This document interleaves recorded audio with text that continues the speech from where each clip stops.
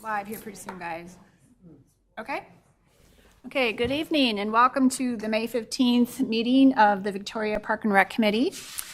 We will start with, I'll start with a call to order and then roll call. We'll start with Amanda. Terry Coe. Mary Larson. Greg McCurry. Jeanette June. And Monkey. All right. Next on the agenda is to approve the minutes from the April 17th meeting. Can I? Move to approve. Okay, thank you. Could I have I'll a second? second that. Okay, there's a motion to approve and a second to approve the meeting minutes from April 17th. Are there any edits to those minutes? All right. All in favor to approve, say aye. Aye. Opposed, same sign. Okay, that is approved. Next is the petitions, proclamations, suggestions, or complaints from citizens, committee members, or staff. And this would be a time for the attendees to come up and bring up your subject. When you say come up, do I actually? Yep, come up to the podium. I know. It's official. It's okay. You'll be fine. It's videotaped. You don't have to take pictures. Well, thanks so much for giving us a little time here. So we represent the three of us. My name is Carla. Sorry, name and address. My For the name is- record. My name is Carla Dahl Culligan. My address is 6624 Waterford Lane. We live in the Waterford Landing community. The villa's right off of 7. And the other people from the neighborhood that are with me are Katie Melander and Jennifer Gilbertson, who also live in the neighborhood. And the reason why we're here is that we have a lovely neighborhood. We're surrounded by park and lake, but we're landlocked. We don't have a way to reach the trail. And so a lot of times what we're doing is crossing Highway 7 right in that really busy area. So Anne has been so kind and sent us, some of the plans for the 5 and 7 year plan. And there's everything from connecting to, working with the other governing bodies and connecting to whether it's the Arboretum or the Rolling Green, plans to optimize that intersection, and that's great. But for a matter of safety and just practicality, we are wondering if there might be a near-term solution to help people get across that freeway more safely. There was a couple accidents right in front of our entrance last year, and like I said to Anne, I don't think anybody waits until an actual human being is hit there before we address this. So we just wanted to again seek to understand and see if we could get on the radar and share a couple of potentially easier solutions. And I think they seem easier and practical. Anything from a crosswalk, up in that Rolling Green intersection with just a really short path. It's a matter of feet, not miles. For us to get up to that intersection and cross. But like Anne mentioned, and I suspected, then that crosses over into MnDOT, which I know is a bigger issue. But we're just hoping if we propose some things and just get the right people involved, that maybe something can happen before 5 years if it's much, much easier than some of the lovely bigger plans. So that's why we're here. You guys want to add anything? Maybe just the thought of an access to the trail coming through town here and hooking up to Rolling Acres somewhere in there. Yeah. If there's not, that road's so busy, there's no way to get that, what is it, like not even a half a mile? Right. To the trail Yeah. in Rolling Acres. Yeah. If somehow we could even get access to that, like a lane or a bike lane or there's a path, a tarred path halfway, and then it quits. So, Great. I don't know if there's some way to continue that or get a lane put in somehow. Yeah, great point. And I was thinking that, we could, so you have it up there. So right where you see Waterford Lane, right at that intersection, what she's talking about, if you take a right there and the south side there, that's actually all fairly level and leads up to that seems like an easy place for a path. Where we run into trouble is when we get up to Rolling Green. There is, what she's talking about is, if you take a right on Rolling Green, there's a tar path that starts at that kind of first intersection way further north there, Amanda. Quite a bit further north, there's a tar path that starts quite a bit further if you go up. Yeah, it's like right where you see that first house on the right, and you keep going down. This one? No, so on Rolling Green. Okay. Keep going down Rolling Green, and then right about there, a tar path on the north side of Rolling Green starts, and then it goes all the way to the trail. So what we're suggesting is a really small pathway to either just get up 7 and through the intersection, but we could just, it's getting across the intersection, but then it's just having a little bit of an extension of that path so we can get to the trail, if that makes sense. And I am happy to, and was planning to kind of draw up some of these ideas and suggestions, and then just get your counsel on the best way to approach MnDOT or whomever we should work with. Anything else?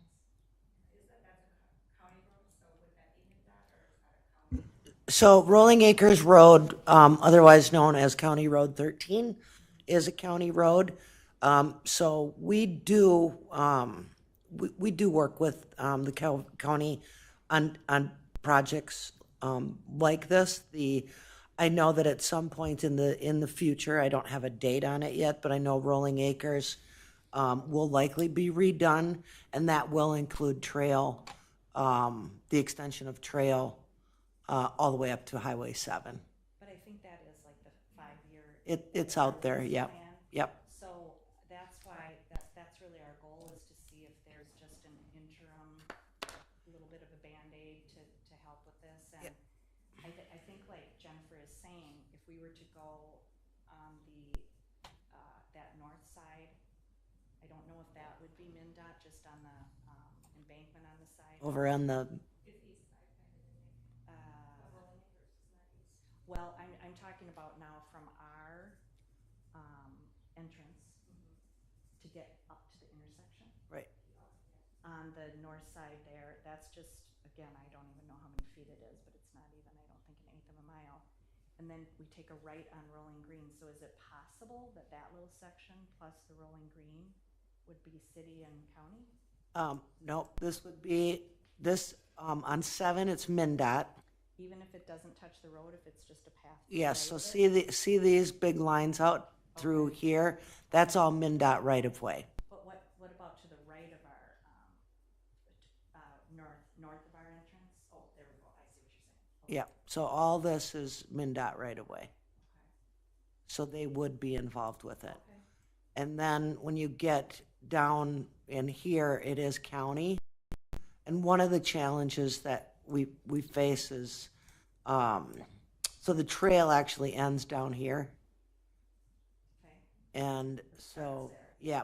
So one of the challenges we have is there's a lot of private property that probably would need to be, that would likely be impacted with a trail But isn't there along. a segment of their front of their property that's owned by the city or the county? Yes, so this is Carver County right of way. So they have, all of these agencies do have rules and regulations in place when you install something new. They must meet ADA requirements, they must meet their design standards, because both of them are very busy roads. So they have to be offset fairly significantly, especially when you start talking about MnDOT. That has to be set back quite a ways from their road. And I know it's a long ways out yet, but I know Highway 7 in this intersection will be done at some point in time too, but it's a ways out. Yeah, so I really respect the rules and regulations and why they have them. So that's what I mean by just seeking to Yep. understand and then figuring out who we might talk to, because when we look at it, and I know everybody thinks the project is easy, but this is pretty dang easy. I mean, in terms of when you just, as the crow flies.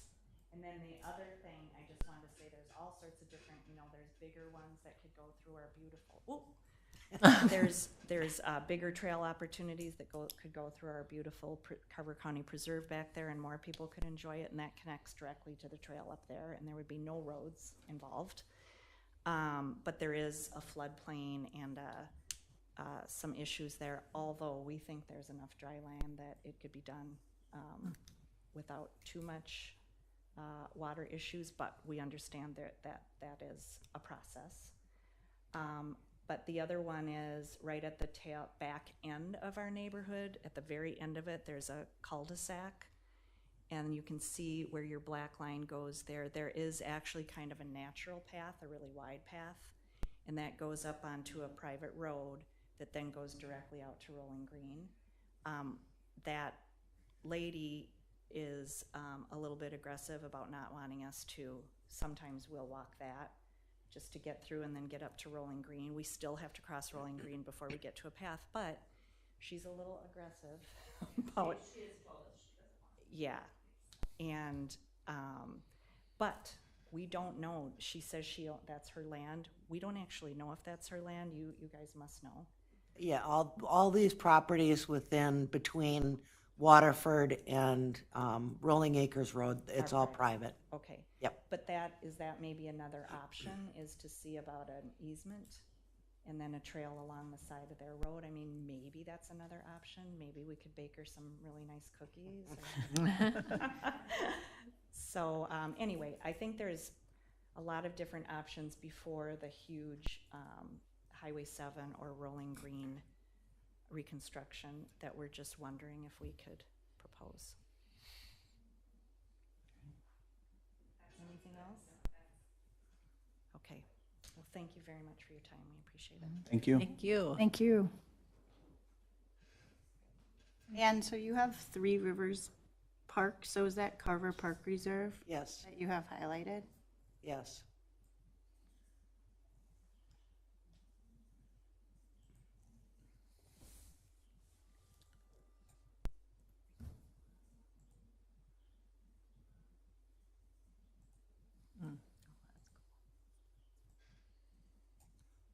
So, yeah, this is Three Rivers.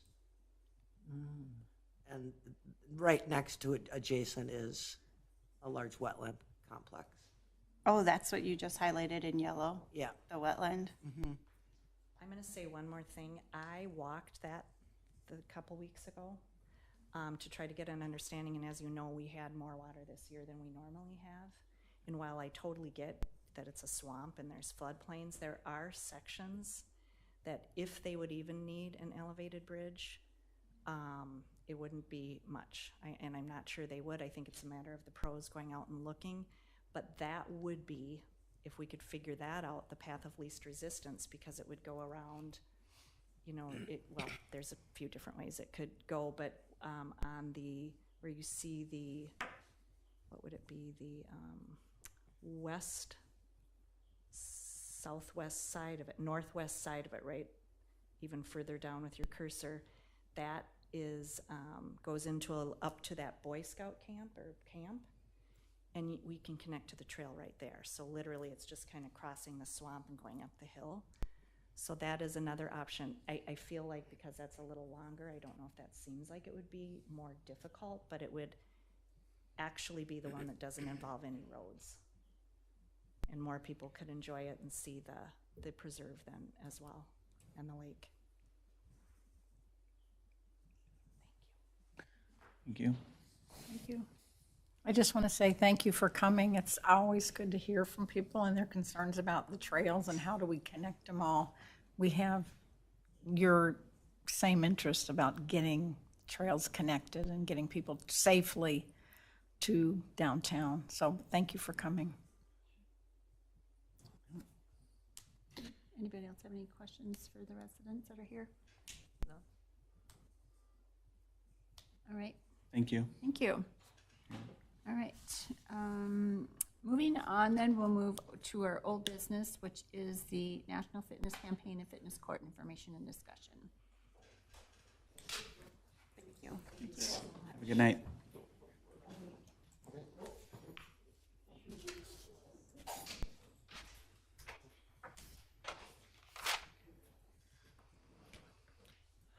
Okay, so in March of this year, a couple months ago, this information was presented to the committee. We had an opportunity to listen to a proposal from the National Fitness Campaign regarding outdoor fitness courts. And they have grants available. They work with Blue Cross Blue Shield in Minnesota to provide some funding options or funding availability for the inclusion of a sport court within the community, a free outdoor fitness court. The fitness court is roughly 38 by 38, so it's not real big. And it offers, as you can see, a wide variety of fitness activities, 7, I believe, in all. They also provide a fitness application that's on your phone that can assist with the use of the sport or the fitness court. Another photo of it. The another component of the fitness court is there is a public art component, and that's where Blue Cross Blue Shield comes in, where they would, depending upon the grant, I think the dollar amount is up to $25,000, that would pay for a local artist to participate in the project and provide some public art to the sport court. So as part of their campaign, we look at the total, what goes into the total project. So the really the program is roughly $105,000 to $125,000. The city would ultimately be responsible to pay a pretty good chunk of that. Also pay for the concrete slab. And then through the funding opportunities, grant funding opportunities, a city would be looking at anywhere between $130,000 and $170,000 for the installation of the court. This year, they are offering what they call the Fitness Court Studio, which is basically a mirror image of the fitness court, but it doesn't have the equipment, and people are using that for classes, whether that's fitness, art, a multitude of the yogas and the Pilates and stretching activities. So that basically is another 38 by 38 concrete slab, which then increases the roughly the court cost by anywhere from $20,000 to $45,000 for that. Again, kind of a summary of those ultimate costs. The fitness court is would end up costing the city around $135,000 to $170,000, and then the studio sport court $185,000 to $220,000, and that is all dependent on the grants that we would be able to get from them. So at the last meeting that we talked about this, there were a lot of questions that came out, which were great. I had the opportunity to connect base with 3 of the more recent court installations. First one at Waite Park, Minnesota. That was installed in 2018. And within the memo, I have included what their total expenses were and then the grant amount. Then in Janesville, Wisconsin, that one was put in 2018. And then Grand Traverse, Michigan, was installed in 2022. All of them, well, 2 out of the 3 really liked the court and would do it again if they had the opportunity to do so. The equipment is very sturdy and durable. They had minimal maintenance. There was some, I will say, vandalism in the form of graffiti initially, but they said it's so far the maintenance has been pretty minimal with a few blowing leaves out of the court, and it's really about it. The ease with which they worked with the National Fitness Campaign, it was very easy for them. One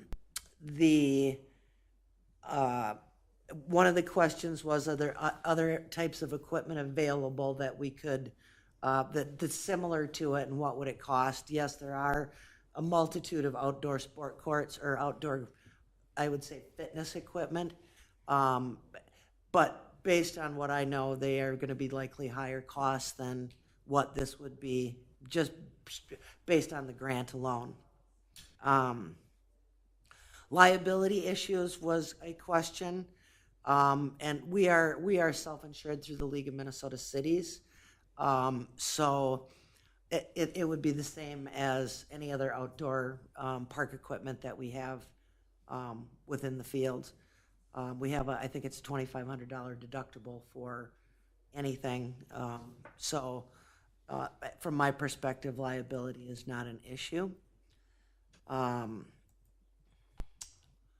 So I guess the bigger questions that I'm hopeful that you guys can talk through tonight, and certainly if there's other questions that you would like me to find out, I'm happy to do that. But you know, is this, and do you think it would be a priority, especially like say if the city wasn't going to pursue grants, would we even be talking about this? Would another park priority have to move down in our priority list? Yes, and you should have a large piece of paper that has all our projects that we went through in 2022 and ranked them. So yes, likely something would have to move down. Where would the court be located? You'd really want it near trails and high visibility areas so people would actually use it. You know, we talked to some of the fitness instructors that we have out at the rec center, and of course they would love it there because everything is there. But there's really not a space for it out there. So it would be another discussion about where we end up putting this. So the grant applications for 2024 are currently available. And I know that they're looking for 10 applicants, and whether they've gotten them yet or not, I don't know the answer to that, but it's somewhat timely for a decision to be made, whether we would pursue something like this or where the committee thinks it would rank as far as other priorities within our priority list of projects. So, and again, I'm happy to answer questions or get additional information if you guys need it or want it. But with that, I will certainly open it up to you guys for discussion. I had a question. Do you know why Janesville said they would not do it again? The guy that I had the conversation with, it was it's not getting used. He felt like that it was kind of I want to say his manager really pushed for it and was the one that got it, but he said that it from his perspective, he'd rather put in or fix a piece of playground equipment that's an existing park than put this in, because it's just not getting the use that they thought it would get. So yeah, that's what I got from him. So I just had kind of like a very broad question as it related to this project in particular, and that's like, what is the problem, or what is the focus that this fitness court is trying to solve for? So like, I don't know if you can answer that right now. Like, Sure. if you see it solving for a need that we're not offering. Yep. So the 10,000 foot level for this campaign is to provide free of charge fitness opportunities for all of the population within the whole country. Their goal is to get 400 of them out in, I don't know, 10 years. So they really are focused on that fitness and health aspect of it, and especially free. Okay, so, sorry, I don't know this being new, but so if we're trying to solve for access to exercise programming, which is what I hear, do we have a rec center memberships available at a reduced cost option? Because, so what I'm thinking is that would specifically benefit people who need that access versus potentially having a fitness court that gets very minimal use. So I think our membership rates are relatively inexpensive as today. Okay. We have a lot of opportunities with insurance reimbursement, especially for the older adult population. But then also regular, you know, I'll call them the hardworking class of the non-retired folks yet. We also have insurance programs for them. Basically, with those, it's free. So if they attend a certain amount of visits or to the fitness center. We do have a scholarship program, but it's really geared more so to our recreation programs and not our memberships. And we've done that intentionally just because our rates are currently so low compared to others around us. So we do have ability to like offer access to those who need it, right? I would say yes. Okay. You know, our walking track is free. So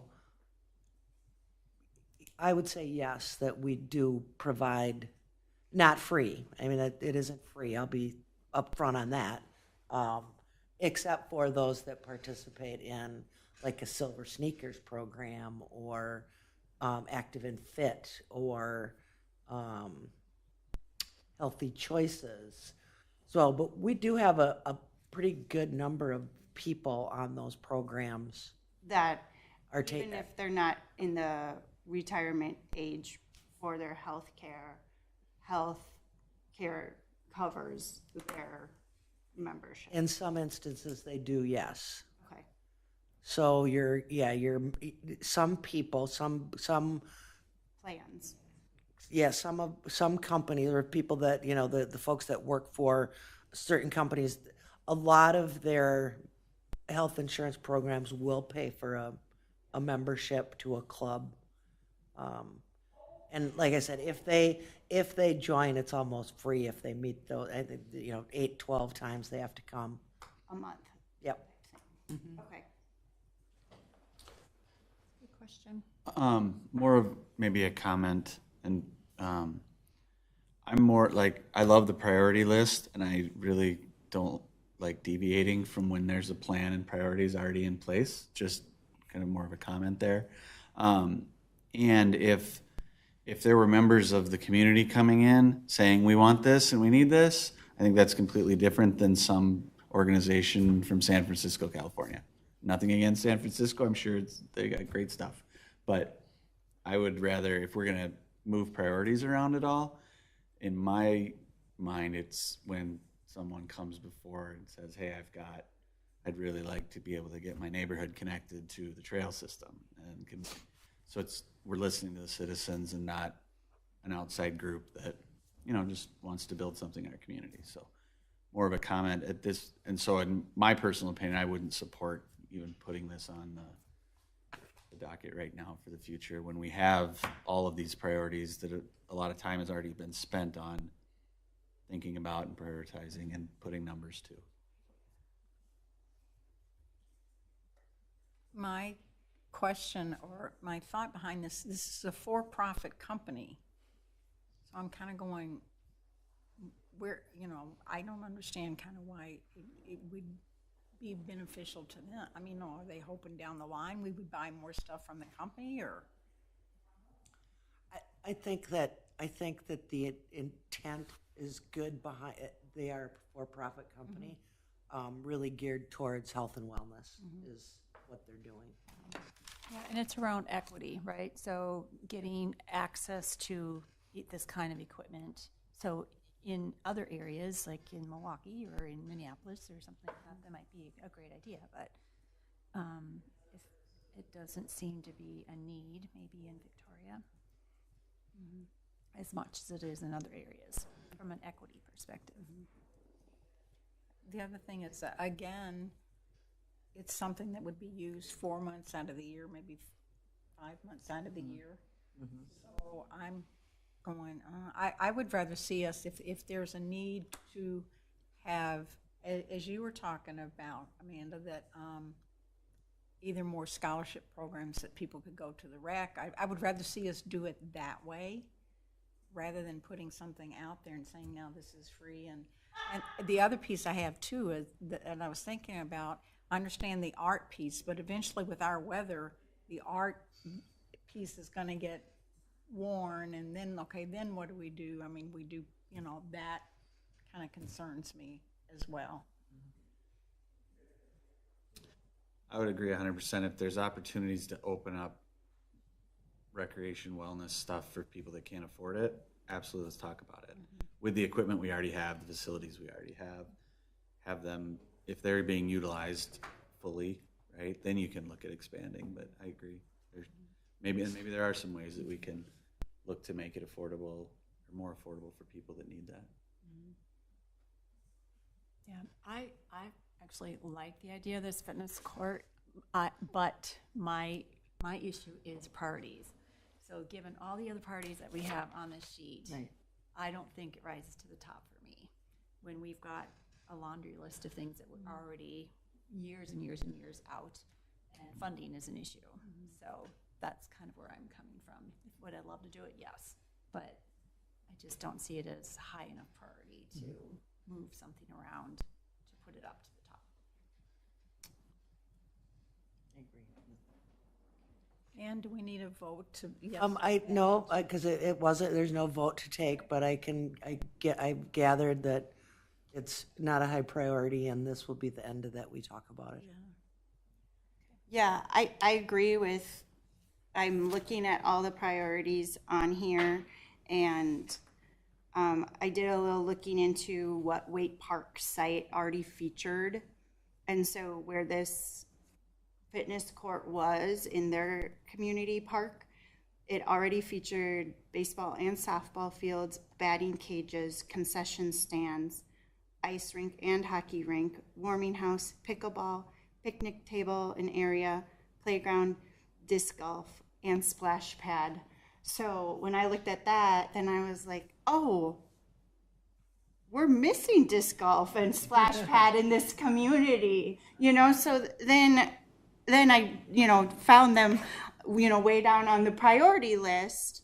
But so, yeah, I don't see this rising to the top when, disc golf and splash pad are on here already, even above an outdoor fitness park. And then with just personal experience with other communities nearby, I don't know if anyone has been down to Grassman Park in Jordan, but it's a really popular spot to bring kids. It has a ninja park as well as a regular playground, and what I would say is a similar option to this of exercise stations located around that park for like adult use, so adult exercise equipment. And I've been there numerous times in just personal experience. Every time I've been there are no adults using the equipment that's available to them. And same kind of situation, Round Lake Park in Eden Prairie has a splash pad, and so it is also a huge destination spot, has the installed equipment around the splash pad and playground area. And again, mostly it's parents and caregivers trying to keep their kids off the, I'll call it the elliptical type, machine equipment that's available for use.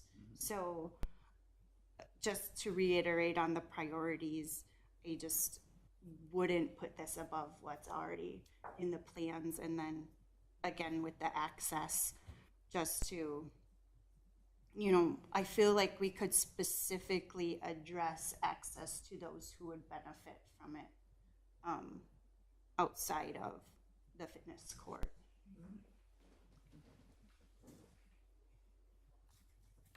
Right. Thank you, everybody, for your input, and you have what you need to move. I think so, yes. All I don't get to talk or hear about sport court anymore.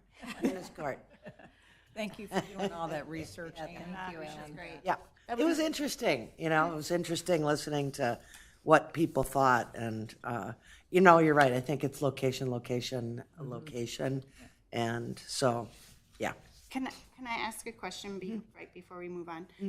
When does this park ranking? You said this was done in 22. So Yeah, the end of 22. yeah. So then, is this an end of 2023 project again, or is this for a number of years? What we have laid out, and I believe that I included the CIP Yep. within, I don't have it as a slide. Yep. We usually look at the CIP, July-ish, July probably is when the CIP will come out, and that will be your chance to, look at that. I think it's like a 10-year plan that is Yeah, so- included in these, so. So it's out to 2027 right now. Yeah, I guess if the group, this will certainly get updated because the pickleball courts will be done at some point here in the next month or so. Lakeside Estates Park is under construction. Yep.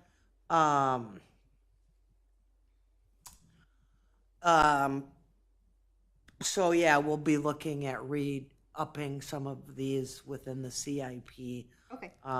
Because you guys will have to tell me if there's an appetite for reviewing every single one of these again as priority. It was a really lengthy process that we went through. So that I would leave up to the group Okay. to make that decision. Thank you. All right, moving on to new business, the Victoria Recreation Center roof project. Yes, so we, then the city and the school district, because of our partnership, we have things pretty well laid out as far as our capital program. If you guys, I know some of you were in the rec center this year, and we had a lot of leaking. A lot of buckets. A lot of buckets. yeah, a lot of leaking. It was a really tough winter, but the roof generally is 20 years old and is in need of replacement. So the school district put together a bidding package that went out. I want to say in April, and they received 5 different bids for the project.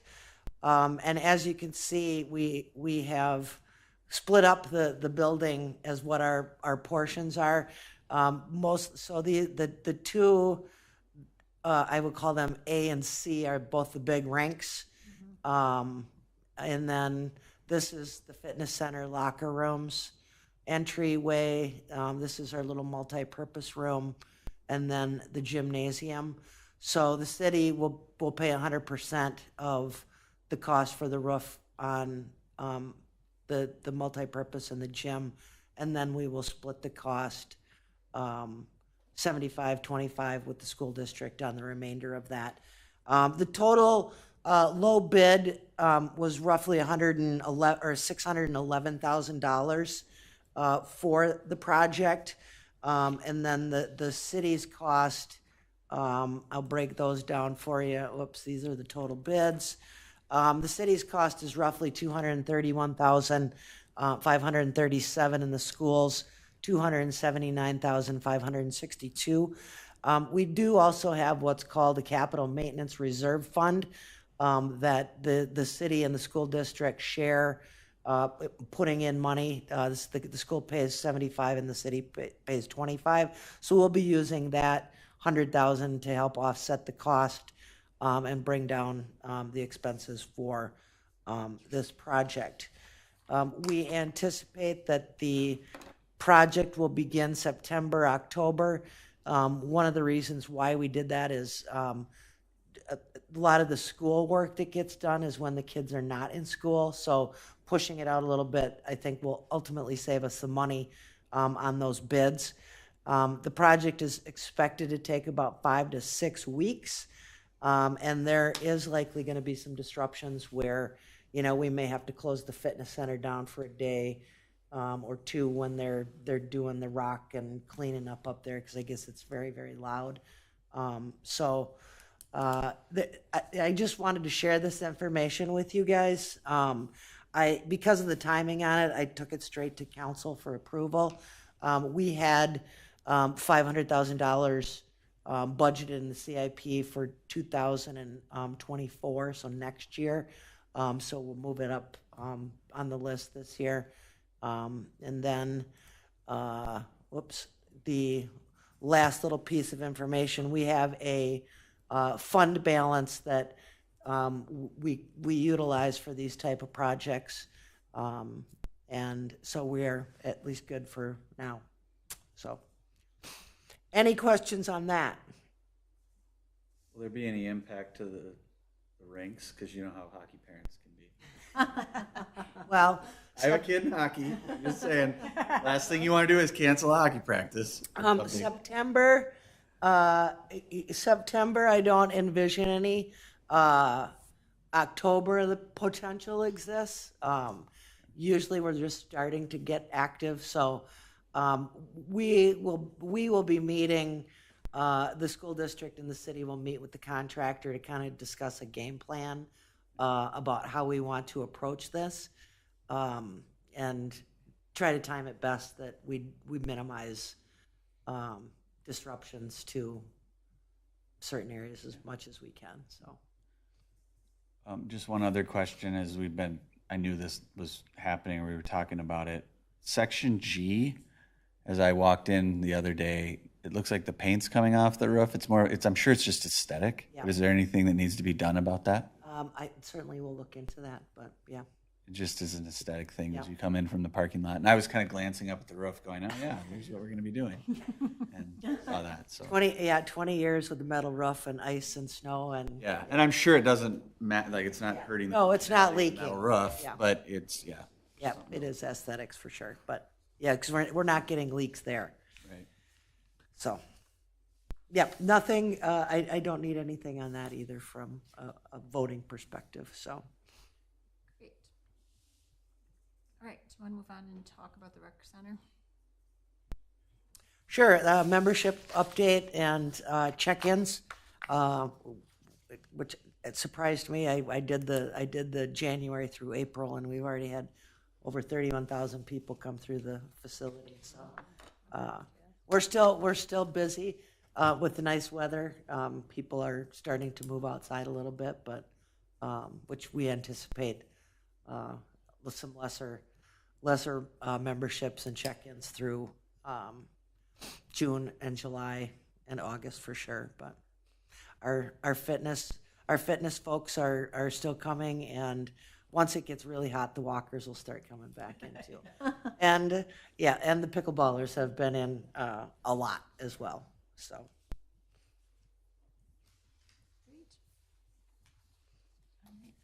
And I'm kind of going back to what we were talking about, making a membership accessible. Has there ever been a look at, an income? If a family's income is below a threshold, that they could get a membership? And that's what we do with our recreation programs. I certainly could bring that policy, and you guys could have a look at it at our next meeting. Okay. But there's a dollar amount threshold, and then the city pays an X amount, and the client pays an X amount too for that program. And we've really used it more for youth than anything else. Okay. But I can certainly bring that policy out at next meeting. Yeah. So, Anne, I was also looking at your in-person fitness programs that you detailed on your report. Yep. Just the classes and number of participants. I was just curious, what is the target group for classes and in-person fitness programs? Like, who are you seeing use those, and who are they aimed at?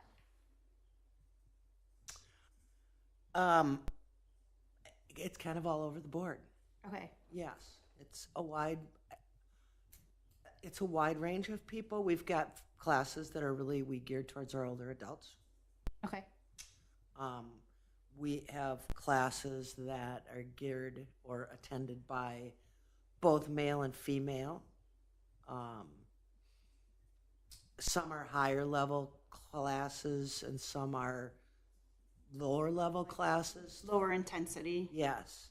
So we really try to incorporate a whole variety of offerings to see where they stick. Okay. We've had ones that, I'll say like Zumba classes, they were good for a while and then done. Okay. So we really try to evaluate those on a quarterly basis, or not quarterly. We put out brochures 3 times a year. Okay. So we're always refreshing and looking every 3 to 4 months. Okay. I just wanted to ask that because, so are you already planning your fall brochure then in classes? Yes. Okay. Because if it was, aimed at the group of retired, citizens, then I wouldn't really have a comment. But I did notice that there are a ton of 9 a.m. start times. And Victoria Elementary, kids don't get on buses until 9 a.m. And if you drop off at school, is like 9:25. So just if it doesn't apply to those with elementary age kids, or that's not your target, then I understand like a 9 a.m. start works for the group that's already following and attending those classes. But just as a comment, if there was opportunity and you were looking to invite more in, we may be able to see more if that start time is adjusted for some day, a day, to see if people come in or not. Duly noted. And yes, we offered daycare. I know, I used it.